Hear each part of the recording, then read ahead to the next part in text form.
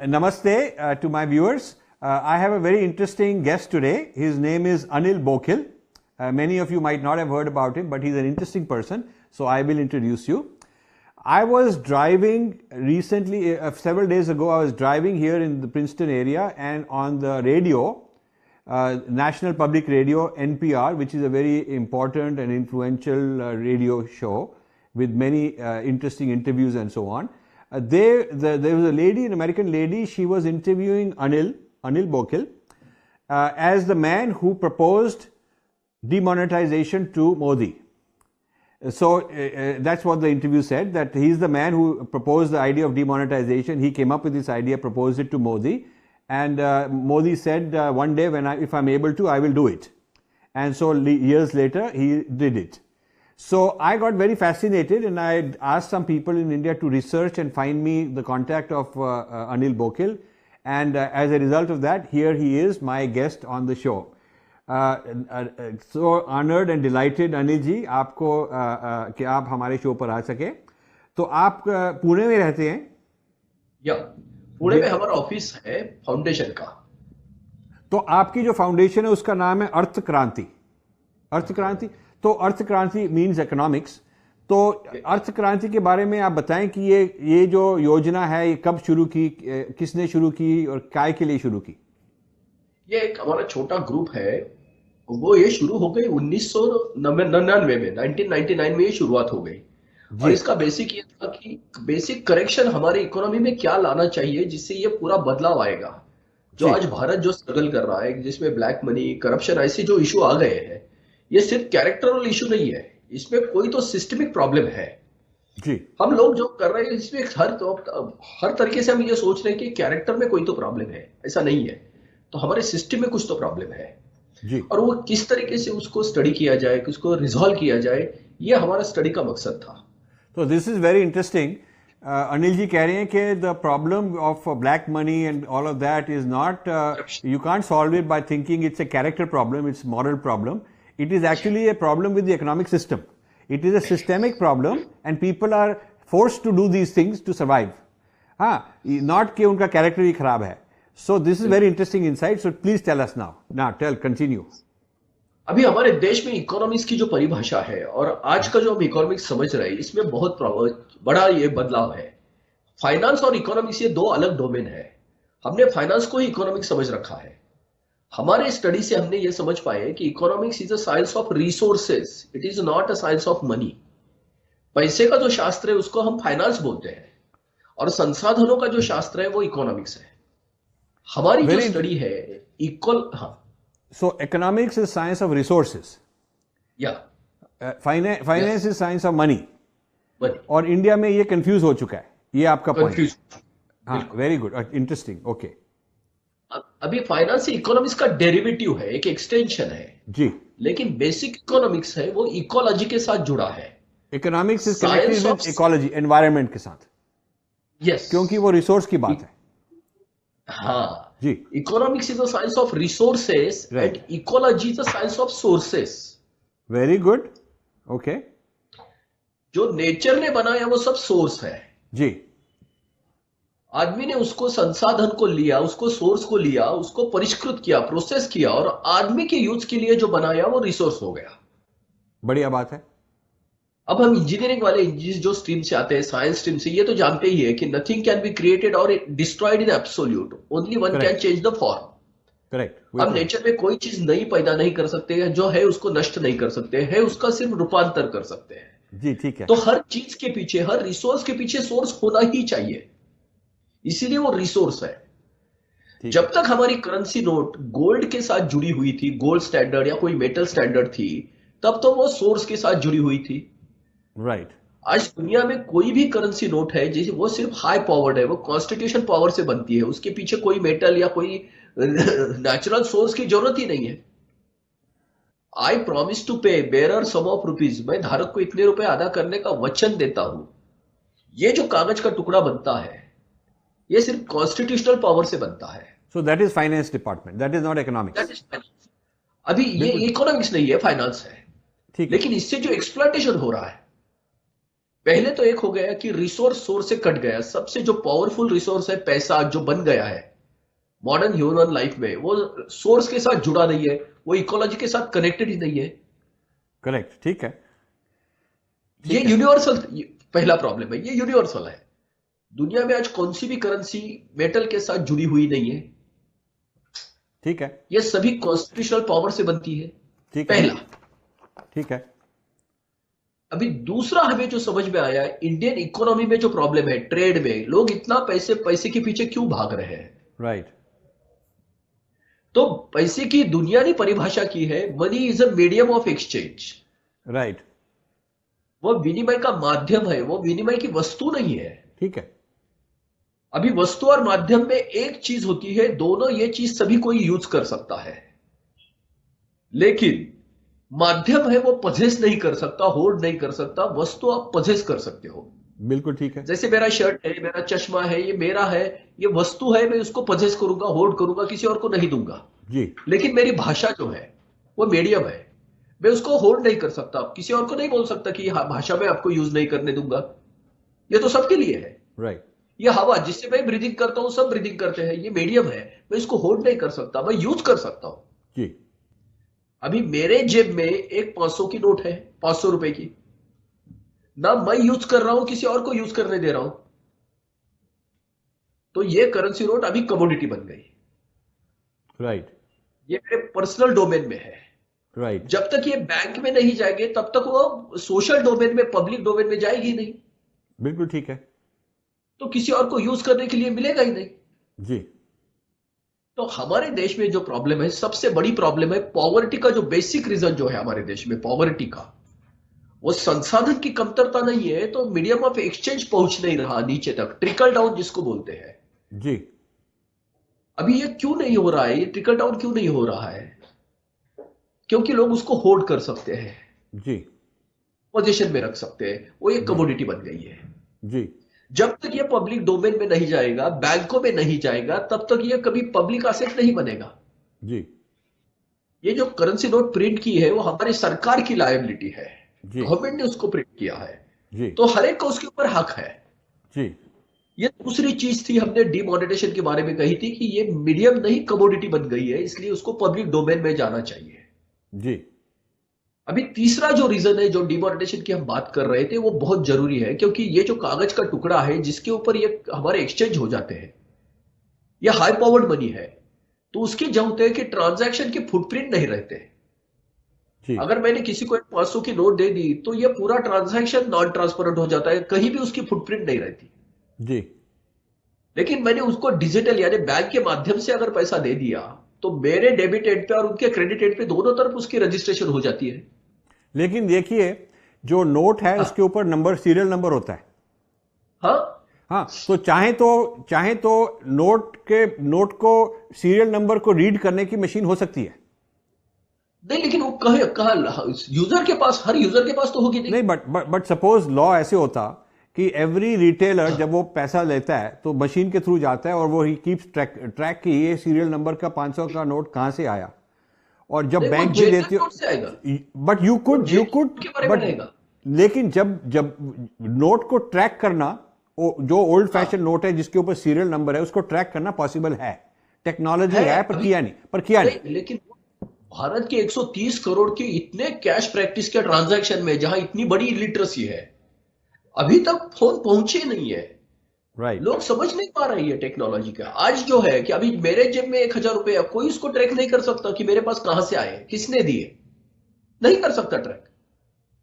हमारा ट्रांजैक्शन ही पूरा अनअकाउंटेबल हो जाता है, नॉन ट्रांसपेरेंट होता है, ये करप्शन को प्रमोट करता है।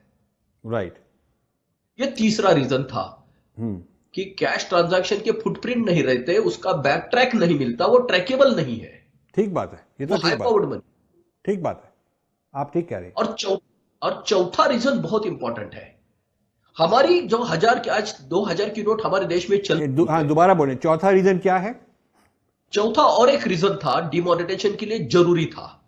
जी, आज हमारी 2000 रुपए की जो करेंसी नोट बनती है, उसकी मैन्युफैक्चरिंग कॉस्ट देश को आती है 3 रुपया 60 पैसा लगभग। जी, यानी 3 रुपए 60 पैसे में वो 2000 रुपए की वैल्यू क्रिएट करती है गवर्नमेंट। राइट, करेंसी नोट ये हाईटेक प्रोडक्ट नहीं है, ये हाई सेंस प्रोडक्ट है। जैसे आज अमेरिका की $100 की currency note 15 cent plus minus में बनती है, 15 सेंट, सिर्फ 15 सेंट। $100 की वैल्यू जो करेंसी नोट कैरी करती है, इंट्रेंसिक वैल्यू 15 सेंट और एंडोर्स वैल्यू $100। अभी इसकी काउंटर फिटिंग करने के लिए बहुत एक अट्रैक्टिव रीजन हो जाता है। राइट। ₹3.5 की इन्वेस्टमेंट में आप ₹2000 की नोट यानी वैल्यू क्रिएट करते हो, वर्चुअल वैल्यू यानी एक्सचेंज वैल्यू क्रिएट हो सकती है उसमें। जो हमारे शत्रु राष्ट्र है, जो अच्छे नहीं चाहते, जो एंटी सोशल है, जो एंटी नेशनल है, ये जो फोर्थ पॉइंट जो है कि जो काउंटर फिटिंग जिसको हम बोलते हैं, ₹3.60 या 50 पैसे में हम ₹2000 की वैल्यू क्रिएट करते हैं जी। करेंसी नोट ये हाईटेक प्रोडक्ट नहीं, हाई सेंस प्रोडक्ट है। बिल्कुल ठीक है। जो ₹3.5 की इन्वेस्टमेंट में 2000 की रिटर्न देने वाली, ये बहुत ज्यादा अट्रैक्टिव बन जाता है। बिल्कुल। और ये हाई पावर्ड है, इसको कोई नकार नहीं सकता। तो वैसे ही अमेरिका का भी प्रॉब्लम है। $100 की करेंसी नोट 15 सेंट में बनती है सिर्फ, और इसका काउंटरफिटिंग हो सकता है, ये सब कोई यूज कर सकता है। जब तक वो बैंक में यानी वो स्कैनिंग मशीन से नहीं जाएगी तब तक समझेगा ही नहीं ये सही है या जेन्युइन है या काउंटरफिट है, लेकिन उसके ट्रांजैक्शन तो होते ही रहेंगे। और ये नोटों ने भारत में इतना बड़ा ये कर दिया है, हैवॉक कर दिया है, क्योंकि सबसे करेंसी ट्रांजैक्शन भारत में बहुत ज्यादा है। यहां बैंकिंग के ट्रांजैक्शन होते ही नहीं है, हार्डली 20% लोग बैंकिंग से ट्रांजैक्शन करते हैं। तो देहातों में यानी बॉर्डर पे सभी जगह कैश यूज होती है। और ये counterfeit currency anti social, anti national जो पूरी एक्टिविटी है उसको प्रमोट कर रही है। उसको चेकआउट कर ही नहीं सकते हम लोग, ठीक है, जब तक उसके ट्रैक नहीं मिलेंगे और वो ये नहीं बनेगा। तो इसके वजह से ये चौथा रीजन था। बिल्कुल ठीक। जैसे अभी अफगानिस्तान से ड्रग्स आ रहे हैं, पाकिस्तान के काउंटरफिट करेंसी से भारत तक आ रहे हैं, और भारत का युवा उसका कंज्यूमर हो रहा है। नहीं, मैं समझ गया, 4 पॉइंट तो समझ अगर हमने ये, हाँ बस ये हो, ये 4 पॉइंट डिमोनेटाइजेशन जिसलिए हम इंसिस्ट कर रहे थे सरकार को। अभी 5वां पॉइंट है जो फिस्कल स्ट्रेंथ के साथ जुड़ा है सरकार के। सरकार का अगर टैक्सेशन की जो मैकेनिज्म है, अगर वो इनकॉम्पिटेंट है, इनएफिशिएंट है, तो सरकार के पास एडिक्वेट रेवेन्यू नहीं आएगा, जो क्लीन रिसोर्स होता है सरकार के लिए। तो सरकार सिग्नोरेज की तरफ जाती है, वो नोट छपवाती है। ₹3.5 में ₹2000 की वैल्यू क्रिएट करती है ट्रांजैक्शन के लिए। इससे इन्फ्लेशन बढ़ता है, क्योंकि पहले पैसा तैयार होता है, उतनी गुड्स एंड सर्विस मार्केट में अवेलेबल ही नहीं है। Too much money ceases few and goods and service in the market. ये इन्फ्लेशन का एक बड़ा रीजन है जी। अभी इन्फ्लेशन बढ़ने लगता है तो उसको बड़ी नोट लानी पड़ती है, क्योंकि कैरी करने के लिए कन्वीनियंट चाहिए, आपको उतना ट्रांजैक्शन की वैल्यू कैरी करनी है, तो कन्वीनियंट होने के लिए बड़ी नोट निकालनी पड़ती है।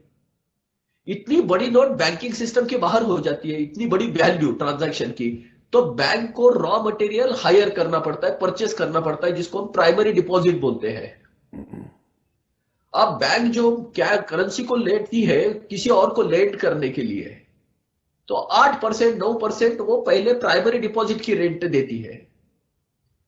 जब रॉ मटेरियल बैंक 8-9% पे लेगी, तो उसका फिनिश गुड यानी लेंडिंग रेट जो है 2% स्प्रेड ऐड होके 10% 11% चले जाते हैं।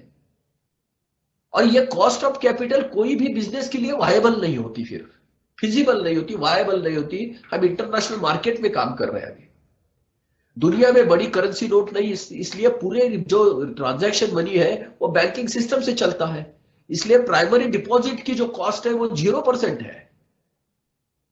यूरोप अमेरिका की बैंकिंग भी 2% स्प्रेड पे चलती है, क्योंकि वहां प्राइमरी डिपॉजिट का कॉस्ट 0% है। भारत में प्राइमरी डिपॉजिट की कॉस्ट 8% 9% है, उसके ऊपर बैंकिंग का स्प्रेड 11% प्लस से हमारे यहां रेट चलते हैं। फिर हमारे बिजनेस वायबल नहीं होते, हमारी टेक्नोलॉजी अच्छी है। तो यह हमारा 5वां रीजन था जिसकी वजह से हम करेंसी नहीं चाहते, जो कॉस्ट ऑफ कैपिटल बढ़ाता है। ठीक है, और 5 रीजन है कि और भी हैं? नहीं, इसके बाद में इसके हैंडलिंग में जो खर्चे आ जाते हैं, मास हैंडलिंग में जो प्रॉब्लम होते हैं, उसके ओवरहेड जो बढ़ते रहते हैं, ये तो इसके सब्सिक्वेंट ये है। तो ये जो लेकिन ये सैलेड है। ये जो ये आपकी पांच थिंकिंग ये जो आपकी थिंकिंग है कि ये 5 रीजंस के कारण करेंसी नोट जो हाँ हैं वो ठीक नहीं है, तो ये इसके बारे में आपने कोई पुस्तक लिखी थी या आपने कोई पेपर छापा था, कुछ छापा था, कुछ आपके पास आउटपुट था आपकी जो हाँ, ये अर्थ क्रांति एनजीओ है? बिल्कुल है।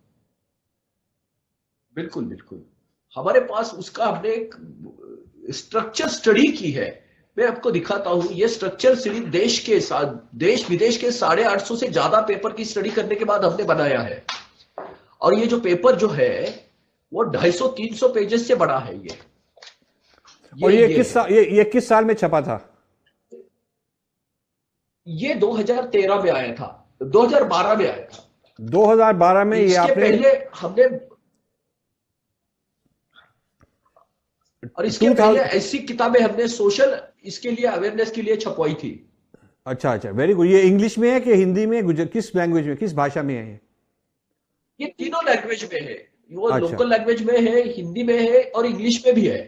अच्छा, तो इनमें आपने डीमोनेटाइजेशन का जो प्रपोजल है पहले ही लिख दिया था? बिल्कुल 2001 में लिखा है। इसमें 2001 में लिखा है। Very good. तो इसकी एक सॉफ्ट कॉपी हमको मिल सकती है?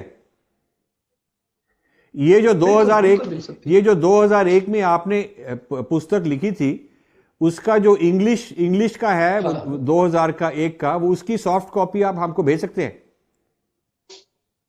बिल्कुल बिल्कुल बिल्कुल भेज हाँ सकते हैं। हाँ। तो अच्छा, फिर ये जो आपने लिखा, आपने किसी प्लानिंग कमीशन को या इकोनॉमिक्स वालों को किसी को समझाया? क्या उसका नतीजा क्या हुआ? जो आपने लिखा लोगों को, लोगों तक बात पहुंची तो क्या हुआ? 2001 से ये पब्लिक डोमेन में है। 2000 में ये पब्लिक डोमेन में आ गया। जी हमारे महाराष्ट्र में सबसे बड़ा पब्लिशिकेशन जो था न्यूज़पेपर, उसमें पहली बार आ गया। 2002 में ऐसा हो गया था कि मेरा एक कीनोट एड्रेस था उदयपुर यूनिवर्सिटी में, जी भारत की उदयपुर यूनिवर्सिटी में। वहां मनमोहन सिंह जी वहां के अध्यक्ष थे, चेयरपर्सन थे। जी। ये प्रेजेंटेशन तभी भी हुआ था। और मनमोहन जी ने क्या कहा? उसके ऊपर कोई रिएक्शन नहीं आई। 2007 में उनकी एंडोर्समेंट आ गई कि ये इंटरेस्टिंग ये है। बस इतना ही आया था, उनका फैक्स आया था। उन्होंने आपको एक्नॉलेज किया था? तो एक्नॉलेज तो नहीं किया। बाद में उन्होंने साथ में हमारे आज के जो मिनिस्टर है सुरेश प्रभु जी, जी उन्होंने उनको ये किताब दे दी थी राइट 2007 में। तो जी। उसके ऊपर उनकी एक्नॉलेजमेंट आ गई कि ये किताब मुझे सुरेश प्रभु जी ने दी है और इंटरेस्टिंग है। बस इतना ही था। ये तो इतना तो लिखा था, मतलब उन्होंने एक्नॉलेज किया कि उनके पास आपकी किताब पहुंच गई थी 2007 में। बिल्कुल बिल्कुल ठीक है। बिल्कुल। और उसके बाद क्या हुआ? और 2007 2007 में इसका प्रेजेंटेशन राष्ट्रपति भवन में भी हुआ। आपने किया? ये हाँ, राष्ट्रपति भवन में आपने हमारी प्रेजेंट जो किया? पूर्व राष्ट्रपति जी जी हमारी पूर्व राष्ट्रपति जो भारत की थी, प्रतिभाताई पाटिल, माननीय जी प्रतिभाताई पाटिल जी ने, जी जब वो राजस्थान की गवर्नेंस थी, जी तब उन्होंने ये प्रेजेंटेशन देखा था पूरा।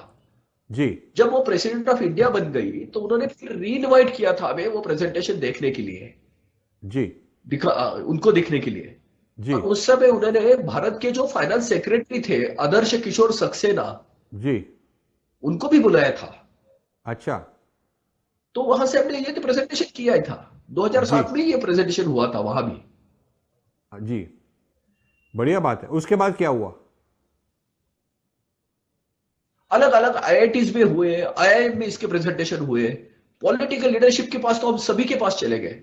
जी अडवाणी जी जो है 2007 में अडवाणी जी के घर में ये प्रेजेंटेशन हुआ था। किस साल में? वहां अरुण शौरी जैसे बड़े लोग थे। दो 2007 2007 7 में अडवाणी जी के घर में हुआ और अरुण शौरी भी थे?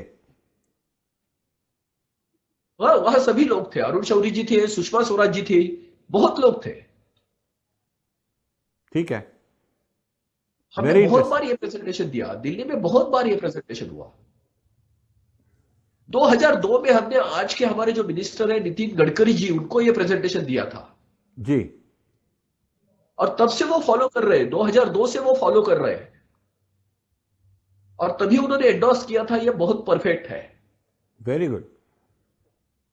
और उसके बाद क्या हुआ? 2000 तो ये पूरा 2007 प्रवास जो है, तो पिछले 10 सालों में क्या हुआ? अभी हम तो उसका प्रोपोगेंडा, उसका स्प्रेड करने के पीछे थे। जी हमने एक स्ट्रक्चर डॉक्यूमेंट जो बनाया है, जिसको हमने मॉडल फाइनेंस बिल बोला है, ये मॉडल फाइनेंस बिल है। जी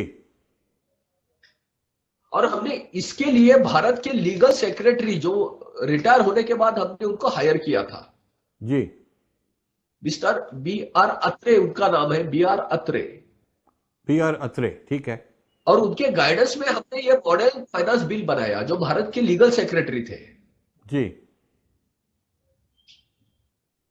तो ये डॉकेट वो है, इसलिए वो टेक्निकली परफेक्ट डॉकेट है। ये इसमें सभी रिजोल्यूशंस है, सबके आंसर्स है, सभी FAQs है इसमें।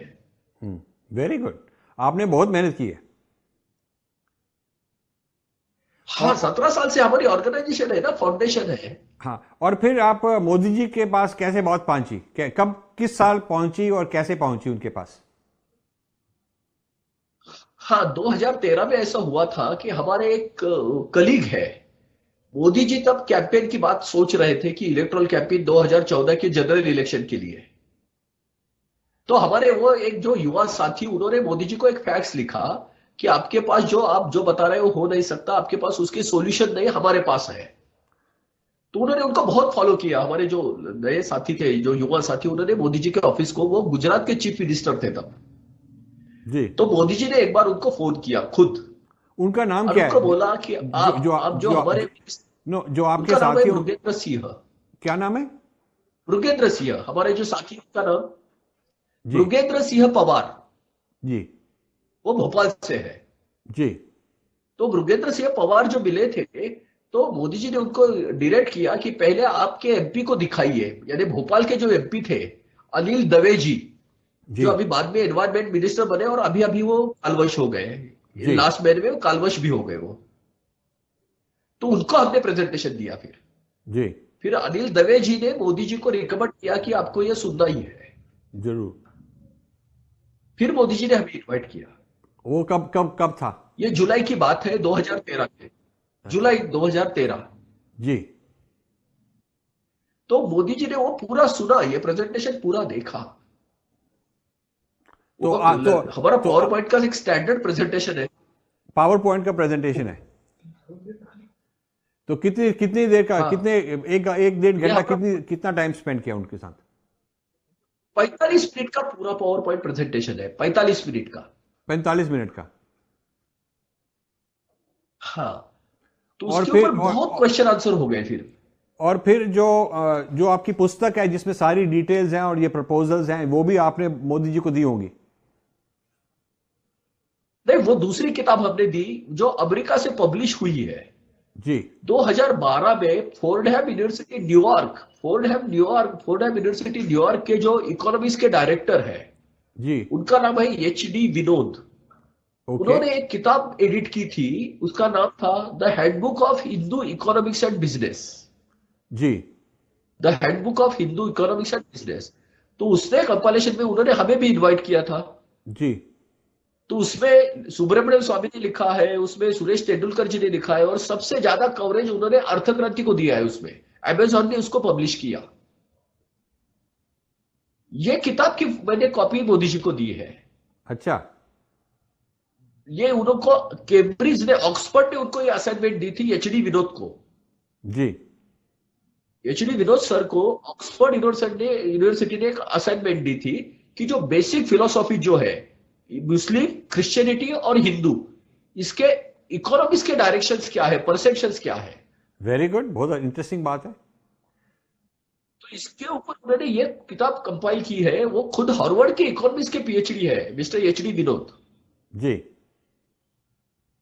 सो और ऑक्सफोर्ड ये अमेरिका यूनिवर्सिटी, से पब्लिश हुआ है। सो ऑक्सफोर्ड यूनिवर्सिटी चाहती थी मुस्लिम इकोनॉमिक्स, क्रिश्चियन इकोनॉमिक्स और हिंदू इकोनॉमिक्स के ऊपर पुस्तक लिखी जाए, और उन्होंने हिंदू इकोनॉमिक्स के लिए जो आपके मित्र हैं, हाँ, डॉक्टर विनोद, उनको कहा, और वो हार्वर्ड के पढ़े हुए हैं, और उन्होंने आपको बुलाया, और आपकी जो आइडियाज़ हैं, आपकी जो हाँ, थियोरी है, उसके मुताबिक उन्होंने एक पुस्तक पब्लिश की 2012 में, और ये करेक्ट, पुस्तक आपने मोदी जी को हाँ, 2013 में दे दी, और मीटिंग में भी उनको पावर पॉइंट में अपनी सारी बात समझाई।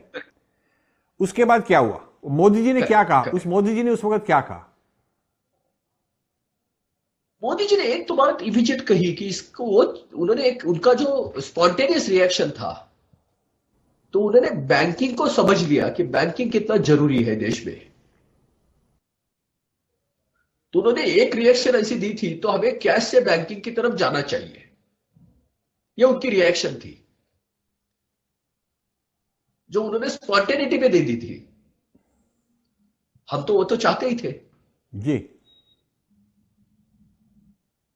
हम आखिर ई मोनेटाइजेशन की बात कर रहे थे, डीमोनेटाइजेशन की नहीं। राइट। अर्थ क्रांति ई मोनेटाइजेशन की बात कर रही है पहले से ही। अच्छा, आप ये समझाएं, ई मोनेटाइजेशन और डीमोनेटाइजेशन में क्या अंतर है? हाँ, अभी एक है कि ई मोनेटाइजेशन ये फाइनल पर्पस है, इसके लिए डीमोनेटाइजेशन करना हो नहीं तो भी चल सकता है, लेकिन जी। ई मोनेटाइजेशन को प्रमोट करना, अलग अलग एप्स को अगर अपने उसको फैसिलिटेट करना, ये बाद में गवर्नमेंट ने सब शुरू कर दिया। जी। ई मोनेटाइजेशन को प्रमोट करना मतलब सिर्फ क्या डिमोनेटाइजेशन से नहीं होता है। मतलब electronic cash, electronic cash, yes, electronic cash, electronic cash, जैसे इलेक्ट्रॉनिक वॉलेट, डिजिटल वॉलेट। जैसे ये पेटीएम है, पेटीएम इस तरह की चीज। हाँ, बिल्कुल ठीक है। बिल्कुल बिल्कुल। तो ये फिर 2013 में मोदी जी ने इसको एक्सेप्ट किया कि अच्छा आइडिया, ठीक आइडिया। हाँ, और उसके बाद क्या हुआ? नहीं उसके बाद तो मीडिया में पब्लिक डोमेन में आ गए हैं सब्जेक्ट, डिस्कशन के डोमेन में। हम तो सभी जगह जा ही रहे थे। पहले तो क्रिटिसाइज बहुत हुआ, इसको बहुत क्रिटिसिज्म हुई, क्योंकि किसी ने समझा ही नहीं कि हम क्या बोलना चाहते हैं। जी। इसको सभी ने पॉलिटिकल एंगल से देखना शुरू किया था, देश में विदेश में। एक तो बहुत अच्छा हो गया कि 8 नवंबर के बाद ये पूरी दुनिया में एक सब्जेक्ट हो गया डिस्कशन का। अभी लोग जो एकेडमिया है वो सिंसियरली इसकी तरफ देख रहा है, सीरियसली देख रहा है कि भाई ये क्या है एक्चुअली, ये लोग कौन है, ये क्यों लोग क्या चाहते हैं। नहीं, अब हमारे देखिए, लिए कोई पॉलिटिकल आइडियोलॉजी थी नहीं। अब ये जब मोदी जी प्राइम मिनिस्टर बन गए, तो फिर उन्होंने नवंबर में, हाँ, पिछले साल 2016 में नवंबर में ये कर दिया डिमोनेटाइज। तो उसमें बिल्कुल। आपको एडवाइजर बनाया, आपका कुछ रोल था उसमें, कि उन्होंने अपने आप ही खुद कर दिया? नहीं नहीं, ये तो हमने सभी उनके पास पहले ही रखा है, लेकिन हमने थोड़ा सा ट्रांजिशन फेज अलग रखी थी और जी। उन्होंने अलग ले ली। ट्रांजिशन फेज कैसी होनी, ये हमारे अलग ये थे, प्रस्ताव थे। कैसे हमारे आपके प्रपोजल के हिसाब से ये नहीं है। तो आपका प्रपोजल क्या था? ट्रांजिशन हमने कैसे होनी चाहिए? एक स्ट्रोक में नहीं कहा था। हाँ, हमारा जो ट्रांजिशन का फेज था, तो 1000 और 500 के नोट एक स्ट्रोक में नहीं थी डिमोनेटाइज करने की। पहले 1000 की नोट निकालनी चाहिए, 500 की बढ़ानी चाहिए, क्योंकि ये पूरी मॉनिटाइज इकोनॉमी थी और ये वो कैश बेस्ड थी। और कुछ दिन के बाद लोगों को प्री इंटीमेट करके, यानी समझो 6 महीने में, 1 साल में 500 की नोट निकाल दो, 200 के इंट्रोड्यूस कर दो, फिर 200 की नोट 2-3 साल तक चलने दो, 200 की फिर निकाल दो। तब तक लोग ये पेटीएम के साथ, ये डिजिटल मनी के साथ फैमिलियर हो जाते थे। दूसरी चीज हमने कही थी कि जितना भी ब्लैक मनी देश में है, एक बार एमनेस्टी डिक्लेयर कर दो, वन टाइम एमनेस्टी, जो भी आपका ब्लैक मनी अकाउंट पे आ जाएगा, इसके बाद में इनकम टैक्स रहेगा नहीं, no income tax thereafter. तो लोगों के इसमें प्रॉब्लम ही नहीं होता कि एमनेस्टी रहेगी, एक बार मैं डाल दूंगा, जो फेक करेंसी है, काउंटरफिट है, उसको तो डिस्कार्ड किया जाएगा, जी। लेकिन जेन्युइन करेंसी है वो आपके क्रेडिट अकाउंट पे आ जाएगी। और बहुत ज्यादा ब्लैक करेंसी, अगर ब्लैक मनी आपके अकाउंट पे आएगा, तो गवर्नमेंट बॉन्ड में उसको ये करेगी, लॉक करेगी, स्टिपुलेटेड टाइम पीरियड के लिए, 15 साल के लिए, 20 साल के लिए। तो लोगों की वेल्थ लोगों के हाथ में रहती, इकोनॉमी डिस्टर्ब नहीं होती, इन्फ्लेशन नहीं आता, गवर्नमेंट के पास सीधे रिसोर्स आ जाते। तो ये बताएं कि यानी जब ये दोनों टैक्स अबोलिशन और, हाँ, ये जो अब गवर्नमेंट ने टैक्स अबोलिशन। डिमोनेटाइजेशन में किया, तो आपके हिसाब से ठीक तरीके से नहीं किया?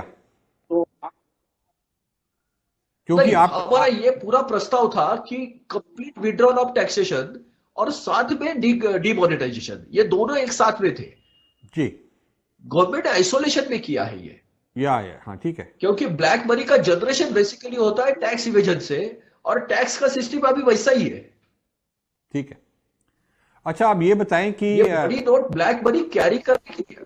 हाँ, ये जब अब आपका क्या कहना है, ये जब ये हो गया तो आपका क्या कहना है, सक्सेसफुल है कि नहीं सक्सेसफुल है? हाँ, ये जो डीमोनेटाइजेशन, इसका क्या फायदा हुआ, क्या नुकसान हुआ? नहीं अभी तो हम इसको एक प्रोसेस बोल के हम देख रहे हैं इसको, it is not an event. ये डिमोनेटाइजेशन एक क्लिंसिंग प्रोसेस की शुरुआत हो गई है अभी। राइट।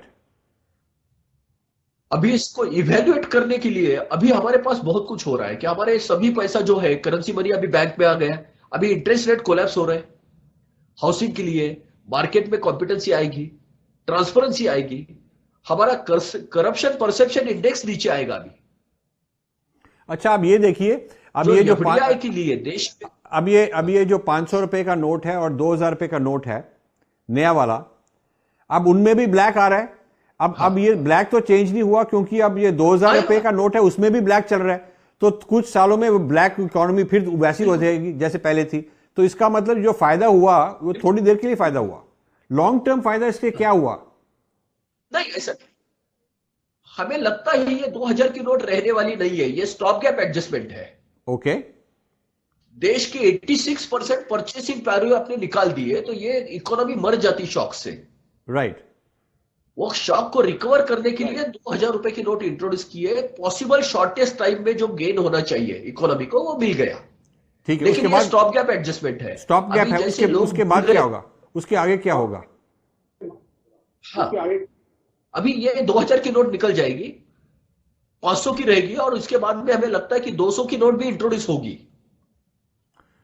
आप चाहते हैं कि आहिस्ता ग्रेजुअली आहिस्ता 500 की भी निकल जाएगी। आप चाहते हैं ग्रेजुअली सारे करेंसी नोट निकल जाएं, सिर्फ इलेक्ट्रॉनिक कैश रह जाए? बिल्कुल बिल्कुल, 50 के ऊपर की नोट नहीं चाहिए। और इसके लिए जो 2000 का नोट, लिटरेसी इतनी हाँ, जो 2000 का नोट है वो स्टॉप कैप है, थोड़ी देर के लिए है ताकि शॉक ना हो। और बट धीरे धीरे 2000 भी निकल जाएगा, 500 का रह जाएगा, 500 से 200 बन जाएगा। और फिर आप चाहते हैं कि 50 रुपए से कम ही नोट हो, 50 रुपए से ज्यादा जो भी ट्रांजैक्शन है उसको इलेक्ट्रॉनिक ही हो। तो अब ये जो इलेक्ट्रॉनिक ट्रांजैक्शन है, इस समय पिछले 6 महीनों में ये कितनी बड़ी है? काफी बड़ी है कि ज्यादा नहीं बड़ी? बहुत बड़ा आ गया, यानी कम से कम 80% से ज्यादा बढ़ गई है इलेक्ट्रॉनिक ट्रांजैक्शन। नहीं, पर 80% के अंदर 80% जो पहले थी उससे अब 80% ज्यादा बढ़ गई है। पर total out of all the transactions, कितने ट्रांजैक्शन इलेक्ट्रॉनिकली होते हैं आजकल? अभी तो पेटीएम जैसे तो हो गए ना, तो अभी आप जो समझो, तो अभी हमें लगता है कि करीबन पर डे, यानी जब डिमोनेटाइजेशन हुआ था तो पर डे करीबन 3 लाख करोड़ के ट्रांजैक्शन बैंकिंग से होते थे। 3 लाख करोड़, अभी वो 5 लाख करोड़ तक शिफ्ट हो गए हैं पर डे। नहीं, पर कैश में कितने होते हैं, कितने लाख करोड़ कैश में होते हैं ट्रांजैक्शन? 5 लाख करोड़ तो कैश के ट्रांजैक्शन की कोई वैल्यूएशन नहीं कर सकता ना। नहीं, पर देखिए ना, 5 लाख करोड़ तो होते हैं इलेक्ट्रॉनिक ट्रांजैक्शन की वैल्यूएशन। नहीं, पर कुछ तो एस्टिमेट होगा हाँ, उनको। हाँ। हाँ, तो वो जो कैश ट्रांजैक्शन है वो कम हो रहे हैं कि नहीं हो रहे? नहीं, कम हो रहे हैं, क्योंकि अभी कैश की जो है लोग भर के रख रहे हैं, क्योंकि लोगों को लग रहा है कि ये चलेगा या नहीं चलेगा। अभी लोग उसका स्टॉक कर रहे हैं। और पेटीएम जैसे अभी कैश वॉलेट आ गए, पेटीएम जैसे आ गए, भीम आ गया, और अभी जो हमारे हाथ में ऐप आ गए स्मार्टफोन, इसकी वजह से ये बहुत कन्वीनियंट हो गए शिफ्ट होने के लिए। अभी इसका डेटा रिजर्व बैंक के साइट पे अभी अपलोड हो रहा है जी। अच्छा, मेरे को ये पूछना है कि आपने जो ये किया देश के लिए, बहुत बड़ा काम किया आपने। अपनी इंजीनियरिंग, आप पहले इंजीनियर थे, इंजीनियरिंग छोड़ के ये आपने नई चीज़ शुरू की, एनजीओ शुरू किया इकोनॉमिक्स के लिए, और आपके साथियों के साथ मिलके एक आपने नई बात निकाली, और सारी देश में और बाकी भी जगहों में काफ़ी इसका विचार हो रहा है, काफ़ी हुआ है।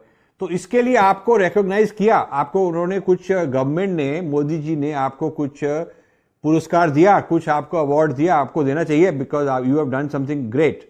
तो आपके लिए कुछ रिकॉग्नाइज तो करना चाहिए आपको, कुछ उन्होंने बुलाया, कुछ किया? सर जी, क्या हो गया है ये, आप लोग मुझे, अभी आप जैसे इतने बड़ी हस्ती से मुझे बात हो रही है, ये मेरा गेन है क्योंकि नहीं ये नहीं मेरे देश के लिए मैं कर रहा हूँ ना, नहीं, ये मैं हमको हमारा बड़ी भी देश है ना, ये नहीं सिर्फ मोदी जी का थोड़ा ही है। नहीं, वो तो ठीक है। As a I responsible citizen.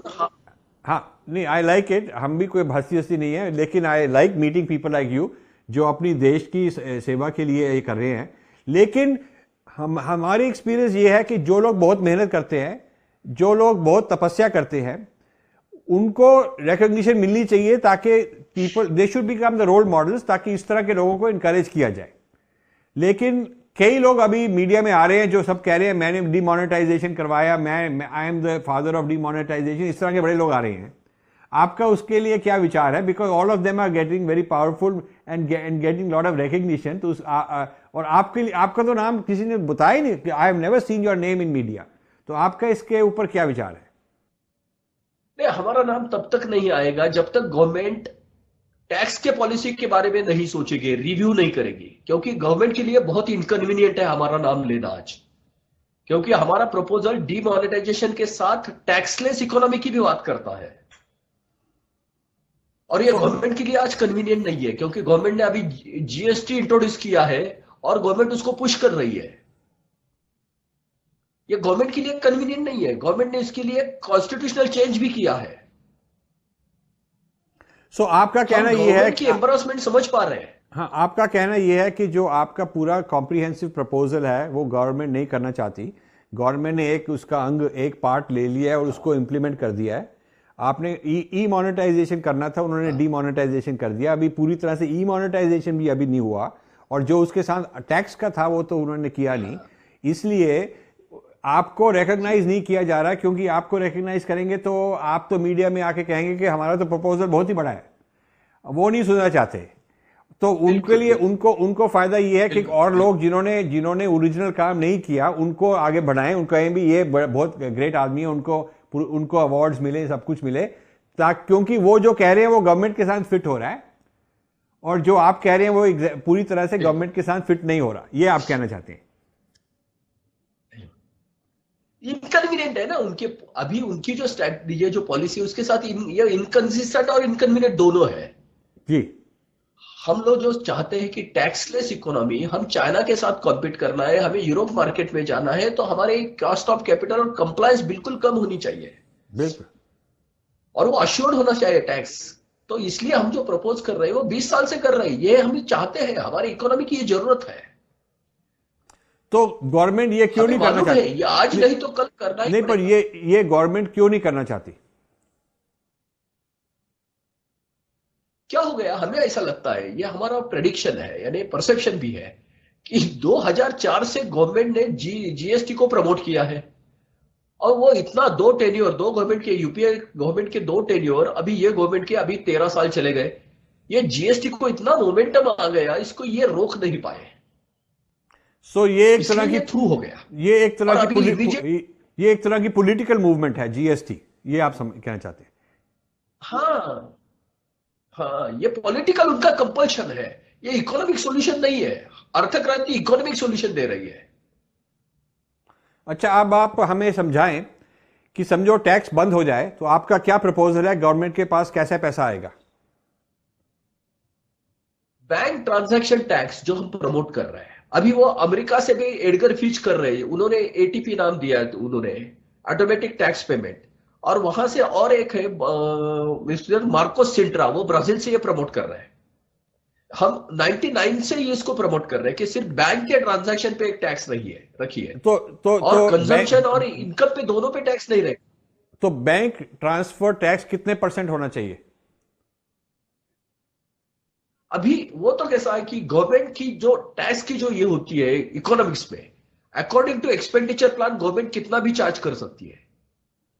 नहीं, पर अभी आज टैक्स की ट्रांजैक्शन के हिसाब से हमें लगता है, सपोज वो टैक्स न्यूट्रल करना चाहें, जितना उनका अभी रेस करते हैं सेल्स टैक्स और एक्साइज टैक्स जो भी लेते हैं, तो सपोज सेम अमाउंट वो बैंक ट्रांसफर टैक्स से निकालना चाहें तो कितने % होना चाहिए उसके लिए?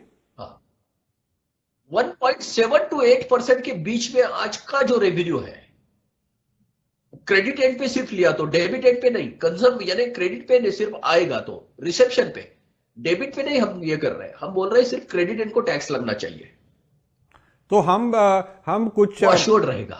सो हम हमारी दुकान में कुछ बेच रहे हैं और जब भी आप 100 रुपए का नोट 100 रुपए की ट्रांजैक्शन करेंगे इलेक्ट्रॉनिक पेमेंट से तो 2% टैक्स गवर्नमेंट ले जाएगी, ये कहते हैं। हाँ, मतलब जब भी कोई भी बैंक ट्रांसफर हो, चाहे पेमेंट के लिए हो चाहे किसी और चीज के लिए हो, उस पर 2% टैक्स लगेगा। Okay okay. लेकिन सपोज मैं अपने अकाउंट से निकाल के अपने अकाउंट में डालना चाहूं ट्रांसफर करके, मेरे को भी देना पड़ेगा। बिल्कुल, लेकिन मेरे को बाकी कोई कंजम्पशन के टैक्स नहीं रहेंगे। नहीं, बट देखिए मैंने कोई टैक्स नहीं रहेगा। नहीं, वो तो ठीक है, बट लेकिन मेरे कितने सारे अकाउंट है। सपोज कोई इंडस्ट्रियलिस्ट है, उसके काफी अकाउंट हैं, कोई अकाउंट से ये चलता है, कोई अकाउंट से वो चलता है। वो इंटरनल अपने अकाउंट में जब ट्रांसफर करे उसको फिर भी टैक्स देना पड़ेगा। कभी वो हस्बैंड वाइफ को ट्रांसफर करे, वाइफ बच्चों को ट्रांसफर करे, उनको भी टैक्स देना पड़ेगा। मतलब चाहे कोई भी ट्रांसफर करे 2%, लेकिन और कोई टैक्स नहीं रहेगा। और कोई इंडिया में टैक्स वाइफ को, लेकिन और कोई टैक्स नहीं रहेगा। अभी उनका मोबाइल का 15% सर्विस टैक्स जीरो हो जाएगा। अच्छा, ये जब जनरल इलेक्शन चल रहा था तो ये बाबा रामदेव भी कह रहे थे इसके। बाबा रामदेव का ये प्रपोजल था कि नहीं था? था ना? ये हमने 2009 में बाबा रामदेव जी को पहले दिया था प्रेजेंटेशन। उसके आपने बाद हमें इनवाइट किया था और मैं भी आपने बाबा रामदेव को 2009 में ये प्रपोजल दिया था। और फिर स्वामी जी ने मुझे बुलाया था और मैं स्वामी जी के साथ 2 साल था ये प्रोपोगेंडा करने के लिए, ये प्रपोजल का। क्योंकि हमको ये प्रपोजल बड़ा इंटरेस्टिंग लगा कि, और मैंने कहा ये पता नहीं, ये बाबा जी तो योग जानते हैं और आयुर्वेद जानते हैं, ये इकोनॉमिक्स के बारे में कैसे ले आए। पर वो स्वामी रामदेव बहुत जोर से ऐसे बहुत इसको स्ट्रांग तरीके से इसको प्रपोज कर रहे थे कि सारा इनकम टैक्स खत्म होना चाहिए। बिल्कुल। और ये 2% बैंक ट्रांसफर टैक्स होना चाहिए, ऐसे कुछ कह रहे थे। वो कह रहे थे ना, वही आपका प्रपोजल है। यस, ये अर्थ क्रांति का ही है। हाँ, तो आप कह रहे हैं कि अर्थ क्रांति का ही प्रपोजल है। हाँ, तो इसका मतलब जो आपने अर्थ क्रांति, जो आपकी ऑर्गेनाइजेशन है, उन्होंने बहुत बड़ा काम किया है। उनको रिकॉग्नाइज करना चाहिए, उनको अवार्ड्स मिलने चाहिए, उनको ग्रांट्स मिलने चाहिए गवर्नमेंट को, ताकि आप और भी काम कर सकें। रिकॉग्नाइज करने का ये नहीं कि आपको कोई फायदा हो जाएगा। रिकॉग्नाइज करने का ये मतलब है कि आपकी जो ऑर्गेनाइजेशन है उस पर फंडिंग आएगी, उसके ऊपर यंग लोग आएंगे, वो आपसे और सीखेंगे और इससे बड़ा थिंक टैंक बनेगा। इकोनॉमिक थियोरी निकलेगी इसमें से, अपने हिंदू धर्म के साथ जुड़ी हुई इकोनॉमिक थियोरी निकलेगी। तो इसके लिए आपको रिकॉग्नाइज करना चाहिए, गवर्नमेंट को, आप जैसे लोगों को रिकॉग्नाइज करना चाहिए। हमें सब्जेक्ट को रिकॉग्नाइज करना चाहते हैं। जी, हमें पर्सनैलिटी का, यानी गवर्नमेंट ने हमारे थियरी को रिकॉग्नाइज कर दिया तो हमें ये बहुत है ये। हाँ जी, क्योंकि ये चेंज लाने वाला है। हाँ, लेकिन थियरी आज समाज के जो सेंसिबल लोग हैं, जो थियरी है, वो जो थिंकर्स हैं उनके साथ जुड़ी हुई है। लोग आज हमारे बहुत डीप है। आज समाज के सेंसिबल लोग हमारे सपोर्ट में खड़े हैं। हर कोई उसका हैंड दे रहा है और ये समाज बहुत बड़ा है। गवर्नमेंट से भी बहुत ज्यादा उनका रिकग्निशन है। हम चाहते हैं कि गवर्नमेंट इसको, यानी ये थियरी को रिकॉग्नाइज करे। तो गवर्नमेंट क्यों ये इसलिए नहीं कर पाई क्योंकि अभी बाबा रामदेव ने भी प्रपोज किया, तब भी ये मोदी जी नहीं इसको रिकॉग्नाइज कर रहे। बिल्कुल, क्योंकि ये दो है ना, ये इनकन्वीनियंट है गवर्नमेंट के लिए। गवर्नमेंट का टैक्स, जब तक गवर्नमेंट इसके बारे में सीरियसली नहीं सोचेगी तब तक वो रिकॉग्नाइज कर नहीं सकती अर्थ क्रांति को। क्योंकि अर्थ क्रांति का अगर साइटेशन होने लगा तो ऑटोमेटिकली टैक्सलेस की भी बात होगी। ये गवर्नमेंट के लिए बहुत इनकन्वीनियंट है आज। जी, लेकिन ये बात उभर के आएगी, ये डेफिनेट होने वाला है। जी, ठीक है, आपसे मिलके बहुत खुशी हुई। और ये जो आपने कहा, ये जो आपने समझाया, ये बहुत अच्छा है, अच्छी बात है, लोगों तक पहुंचनी चाहिए। So I will close my discussion with you. Anil ji, it was a pleasure to meet you and I want people to understand, people to read your book. जो आपकी पुस्तक है जिसमें सारा कुछ लिखा हुआ है, वो अंग्रेजी में भी मिलती है, हिंदी में भी मिलती है ना। तो मेरे को आप PDF उसका भेज देंगे। वेबसाइट है, हमारी वेबसाइट है। तो आप मेरे को, वेबसाइट है www. क्या dot? www.arthakranti.org। Okay, www.arthakranti.org। अर्थक्रांति, ARTH, अर्थक्रांति, ARTHA हाँ KRANTR। हाँ ठीक है, और उसके ऊपर वहां पर तो इसमें पीडीएफ पूरा है, डाउनलोड, पूरा डाउनलोड है। पीडीएफ डाउनलोड हो जाता है। बिल्कुल ठीक है, बिल्कुल ठीक कर है, सकते हैं। हम भी बिल्कुल पढ़ेंगे, बिल्कुल and I encourage other people to read, क्योंकि this man is very brilliant, very original बिल्कुल। Thinker. He has come up with something very great. He's spent 17 years of his life doing this tapasya. People have taken one part of it. This is what happens when the original inventor and thinker is left out. Only some parts here and there are taken, filtered, sometimes distorted. But his whole theory has not been implemented. And he wants more people to understand his entire complete theory. Baba Ramdev knows about it, Modi knows about it, many other people know about it, and so he's not looking for personal reward. He just wants that his theory in the complete sense should be recognized and discussed. Anilji, thank you very much. I am delighted and Correct. honored to meet you. Namaskar. To help me, you can do two things. You can go to the subscribe button on my YouTube and subscribe. We need more subscribers there. Secondly, I get lots of emails on people saying, how do we donate? How can we help you? You go to rajivmalhotra.com or you go to infinityfoundation.com and you can hit the donate button. You can donate in dollars. There are different ways mentioned. If you want to donate in rupees, there is a column called Infinity Foundation India, and you click that and there are instructions on how you can donate in India.